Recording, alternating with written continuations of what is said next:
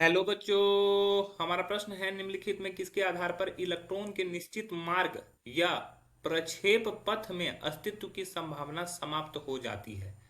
पहला है पॉली का अपवर्जन सिद्धांत, दूसरा है हाइजेनबर्ग का अनिश्चितता सिद्धांत, हुंस का अधिकतम बहुलकता का नियम और अफबाउ सिद्धांत। चलिए समझते हैं इस प्रश्न को। अगर इस प्रश्न की मुख्य अवधारणा की बात करें तो मुख्य अवधारणा में हमें यहां पर समझना है हाइजेनबर्ग का अनिश्चितता सिद्धांत।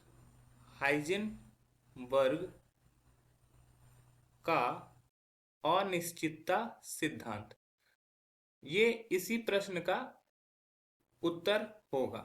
ठीक है, क्यों उत्तर होगा? क्योंकि प्रश्न में हमें क्या पूछा गया है?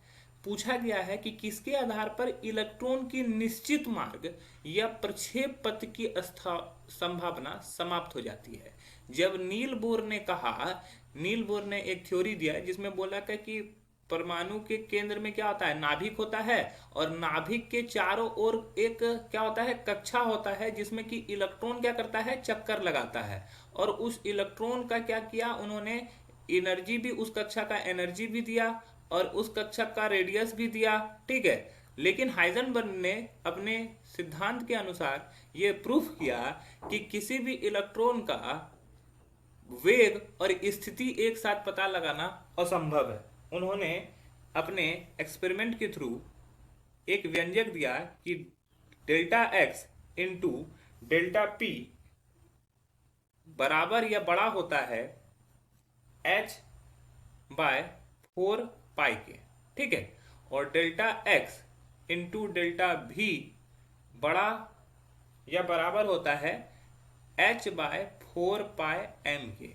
यहाँ पे डेल्टा एक्स क्या है? डेल्टा एक्स है स्थिति में अनिश्चितता, स्थिति में अनिश्चितता।